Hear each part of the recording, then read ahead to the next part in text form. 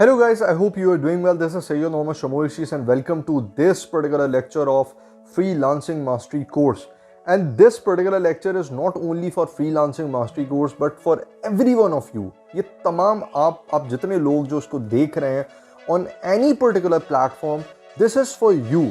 In this particular lecture मैं आपको बताने लगा हूँ, I'm going to brief you कि what do you exactly mean by freelancing, freelancing होती क्या है और आप freelancing से सीखते क्या हैं, और उसके दोनों एस्पेक्ट्स में आपको बताने लगा हूँ.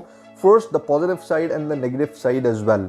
सो सबसे पहले ये समझते हैं फ्रीलांसिंग होती क्या है. What do you exactly mean by freelancing.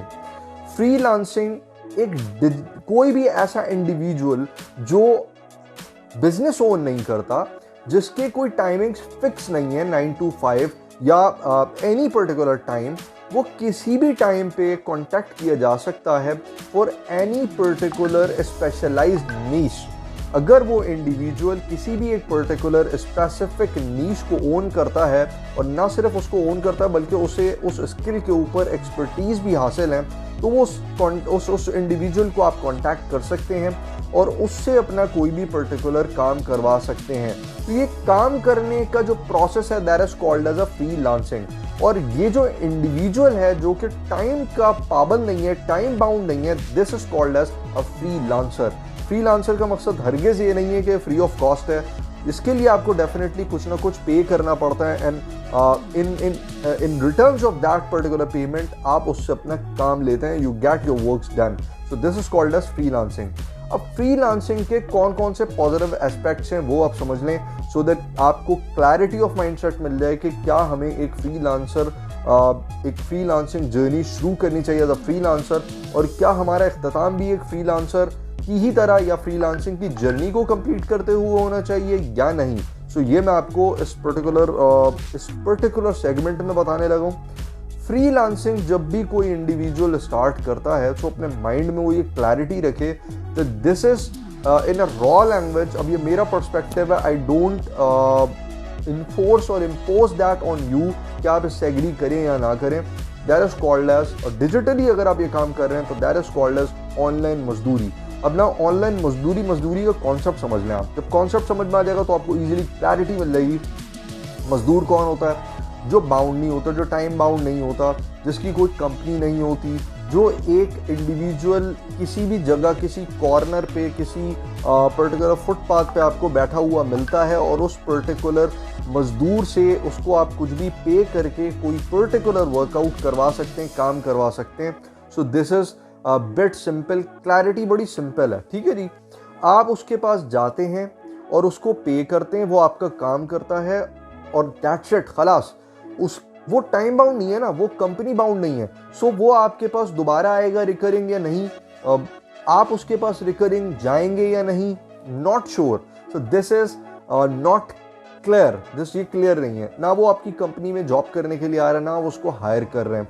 So this is called as a मजदूर. अब ये मजदूर है तो आप भी एज अ फ्रीलांसर वही मजदूर है, बट इसको थोड़ा पॉजिटिव एस्पेक्ट में समझिएगा. आप भी वही मजदूर हैं. People from all around the world come to you as a freelancer and ask your expertise कि आपके पास SEO की एक्सपर्टीज़ है, NFT आर्ट्स आप बिल्ड करते हैं, आप वर्डप्रेस की वेबसाइट बनाते हैं, आपको क्रिप्टो करेंसी बहुत अच्छी ट्रेडिंग आती है, क्रिप्टो करेंसी को समझते हैं आपको अमेज़ॉन ई कॉमर्स के ऊपर बहुत अच्छा उबूर हासिल है. सो आप ये तमाम सर्विसेज उस एक पर्टिकुलर क्लाइंट को देते हैं. वो क्लाइंट आपके पास आता है, वो आपसे एक प्राइस एग्री करता है, अपना प्रॉब्लम आपके पास रखता है, और आप उसको उस पर्टिकुलर प्रॉब्लम का एक सॉल्यूशन देते हैं और उसको क्लोज आउट कर देते हैं. वो आपको पे करता है, पे करने के बाद वो चला जाता है. नॉट नेसेसरली कि वो आपके पास रिपीटेटिवली आएगा. हो सकता है आ भी जाए, बट अभी हम ज़रा बात कर रहे हैं रियलिस्टिक वे में. 90% लोग रिटर्न बैक नहीं आते क्योंकि उनका काम वन टाइम होता है, एंड वन टाइम वो तमाम काम लेने के बाद वो जा सकते हैं, और they will move on, they will definitely move on.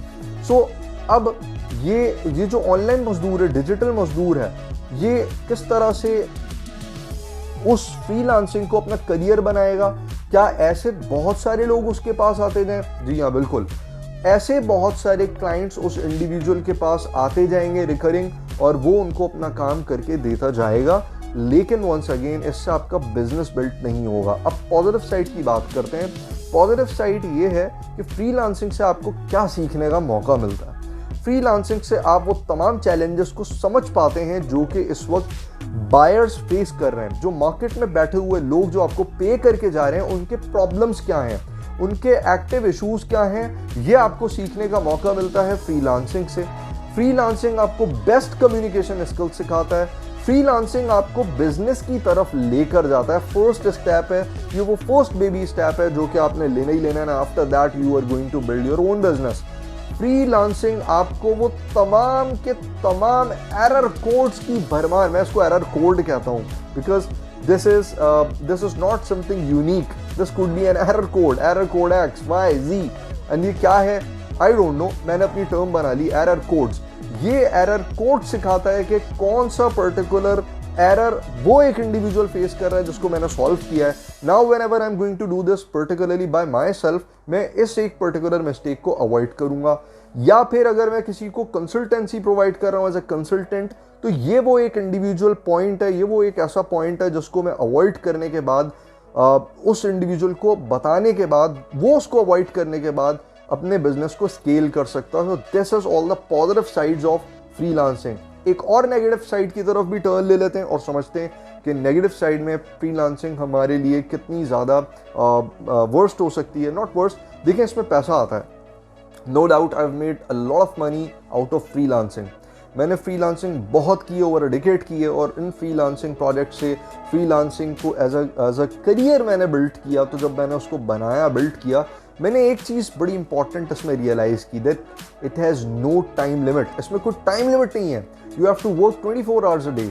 अगर आप फ्रीलांसिंग को मैनेज तरीके से नहीं करते, people can contact you any time. If you are living in Asian countries, तो वेस्टर्न कंट्रीज में जब सुबह होती है, आपके यहाँ पर रात होती है, you have to be attentive every time so that you can respond back to them. अब इसको करने का प्रॉपर तरीकाकार क्या है वो नेक्स्ट लेक्चर्स में आपको बताऊंगा, बट अभी ये समझ लें कि freelancing is not your permanent business, it will lead to a business. And अगर आप इसको प्रॉपर तरीके से करते हैं, यू कैन टेक इट और you can make it as a proper business. ये प्रॉपर बिजनेस बिल्ट हो सकता है और इसको बहुत अच्छे तरीके से किया जा सकता है। इसमें टाइम मैनेजमेंट भी की जा सकती है, बट ये वो एस्पेक्ट्स हैं, नेगेटिव और पॉजिटिव एस्पेक्ट्स, जो कि आपको समझना ज़रूरी है। And 90% of the people don't know these aspects, और जिसकी वजह से वो बहुत ज़्यादा मिस्टेक्स करते हैं। सो आई होप कि आपको फ्रीलांसिंग एज अ डिजिटल मजदूरी का कॉन्सेप्ट समझ में आया होगा। इस कॉन्सेप्ट में 99% पॉजिटिव वाइब्स हैं। समझाने का मकसद हरगिज़ ये नहीं है कि आप फ्रीलांसिंग को नेगेटिव एस्पेक्ट कंसिडर करें।